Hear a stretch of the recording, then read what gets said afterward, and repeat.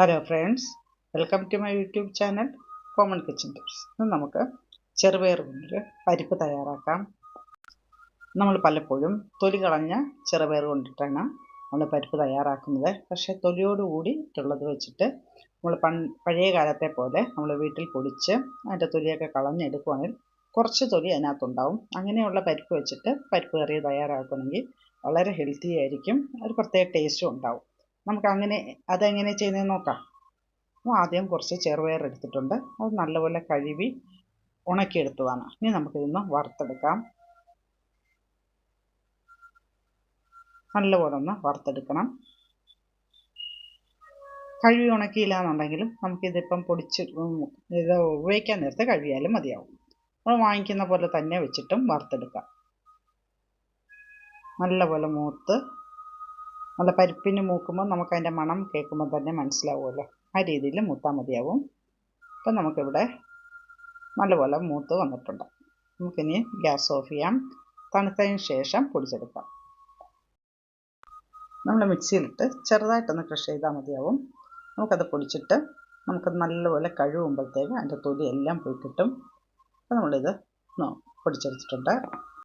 നല്ലപോലെ കഴുകുമ്പം തന്നെ മൂന്നാലഞ്ച് പ്രാവശ്യം കഴുകിയിട്ട് അങ്ങനെ നമുക്കതിൻ്റെ തൊലി എല്ലാം മാറ്റിക്കളയാം.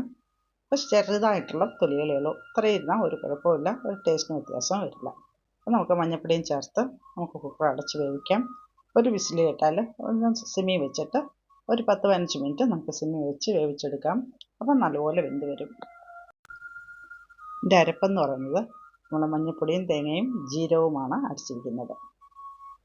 ചിലർ പച്ചമുളകും വേവിക്കുമ്പോൾ ചേർക്കും. അപ്പോൾ ഇതിവിടെ പച്ചമുളകൊന്നും ചേർത്തിട്ടില്ല. ഇത് നല്ലപോലെ അരച്ചെടുക്കാം. ചെറുപയർ കുക്കറിൽ നല്ലപോലെ വെന്ത് വന്നിട്ടുണ്ട്. നമുക്കിനി അരപ്പം ചേർക്കാം. നല്ലപോലെ ഇളക്കി നമുക്ക് വേണമെന്ന് ഉപ്പും ചേർക്കാം. കുറച്ച് വെള്ളം വേണമെന്നുണ്ടെങ്കിൽ വെള്ളവും ചേർക്കാം. അരപ്പിൻ്റെ കൂട്ടത്തിൽ നമ്മൾ കുറച്ച് വെള്ളം കൂടെ ചേർത്താൽ മതിയാകും. തൊലിയോട് കൂടിയിട്ടുള്ള ചെറുപയർ പരിപ്പ് കറി നല്ല ടേസ്റ്റും ഹെൽത്തിയുമാണ്. കുട്ടികൾക്ക് ഇത് നല്ല ഇഷ്ടപ്പെടുകയും ചെയ്യും. തൊലി ഉണ്ടെന്ന് വെച്ചിട്ട് ടേസ്റ്റ് കുറവൊന്നുമില്ല. നമുക്ക് കുറച്ച് ഉപ്പും ചേർത്ത് കടുക് താളിക്കേണ്ടവർക്ക് കടുക് താളിക്കാം. ചിലവർ നെയ്യ് ചേർക്കുകയാണ് പതിവ്. നമ്മളിവിടെ എല്ലാവർക്കും നെയ്യ് ഇഷ്ടപ്പെടില്ല, അതുകൊണ്ട് കടുക് താളിച്ചൊഴിക്കുകയാണ്. കൊച്ചുകുട്ടികൾക്കൊക്കെ ഇത് നല്ലതാണ്. സ്കൂളിൽ കൊടുത്തയക്കാനും പപ്പടവും പരിപ്പും നല്ലൊരു ടേസ്റ്റുള്ളൊരു കറിയാണ്. അപ്പോൾ നമ്മുടെ പരിപ്പ് ഇവിടെ റെഡി ആയിട്ടുണ്ട്.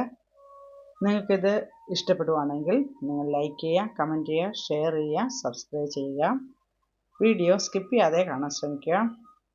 സബ്സ്ക്രൈബ് ചെയ്യാതെ കാണുന്നവർ ദയവായി സബ്സ്ക്രൈബ് ചെയ്ത് തന്നെ സപ്പോർട്ട് ചെയ്യുക. മറ്റൊരു വീഡിയോയുമായിട്ട് വീണ്ടും വരാം. Thank you.